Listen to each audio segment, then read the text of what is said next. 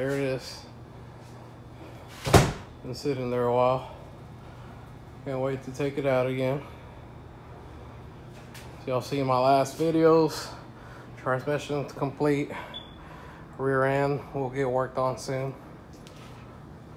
I was working on a trade for Motorhome 440. I have my block here from the 68 Chrysler.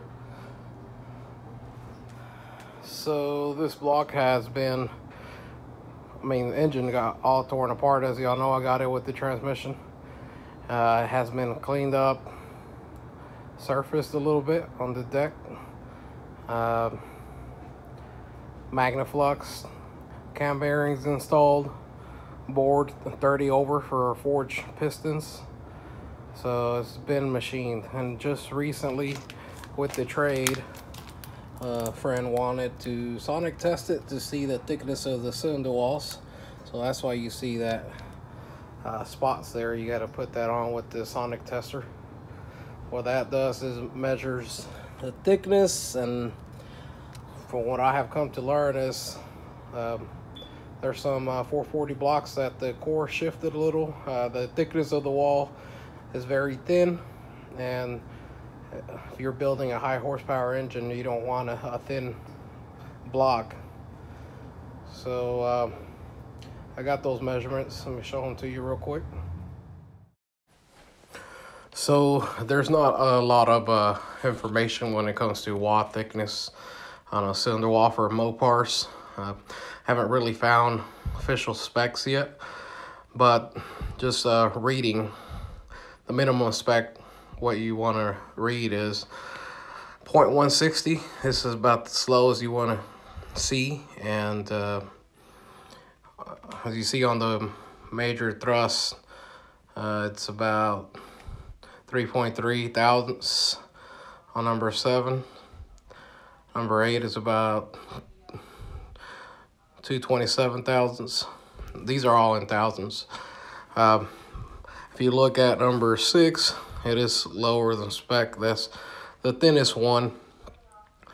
And number 4 is sleeve, so all the sonic tester is going to read is the actual thickness of the sleeve.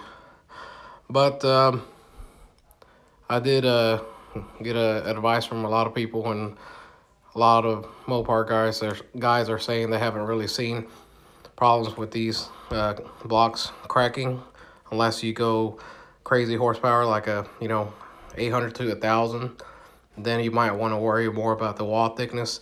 But if you're shooting for 400 to 500, 600 horsepower, you should be okay.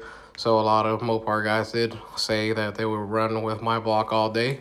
So I'm confident that everything's going to be okay when it comes to reusing this block.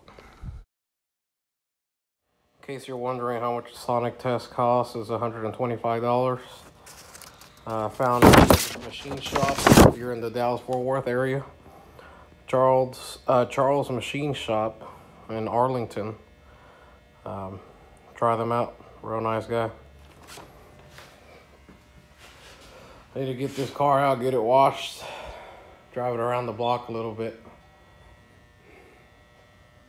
So with that said, the block is a little thin, but we're gonna go ahead and complete the trade. The trade included the forged pistons, the conch cam shaft that I have, and a couple other little things, and this block. On the last video I said I was finalizing the trade, which meant that really all I had to do was get this block to Ohio. Well, this morning I was rushing to get to work. I had to get it out of my wife's Durango. I was not careful, and I dropped it. So that's the kind of day that I've been having today. So obviously the trade is off. Trying to figure out if that's going to be repairable or not. And I'll be looking for a Motorhome 440. Just trying to figure out a different direction as far as what I'm going to do. we'll see what happens.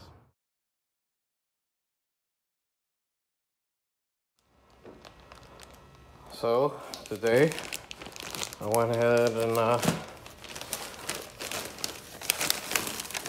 bought me a couple straps.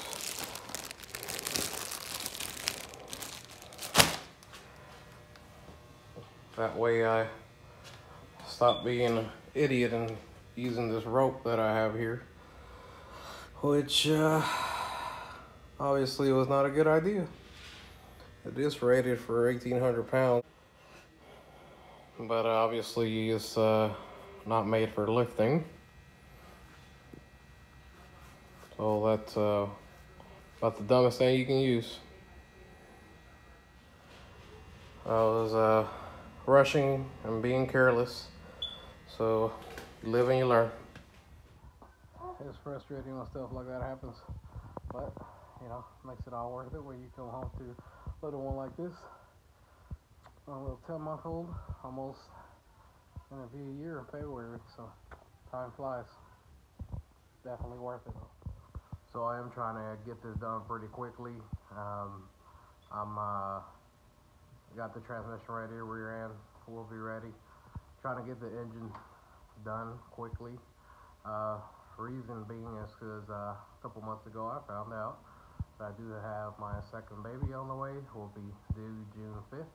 It's another little girl. Very excited about it, but just not really interested in spending $6,000 to $7,000 on an engine build right now. So that's why I decided to go with a motorhome 440, trying to do the swap as quick as possible. Hopefully I have that to y'all, but I gotta find a motorhome 440 first. But that's the reason why I've decided not to do an expensive engine build and just go with one off a motorhome. Thanks for watching. If y'all have any questions, let me know. As always, thank you for subscribing, and God bless you.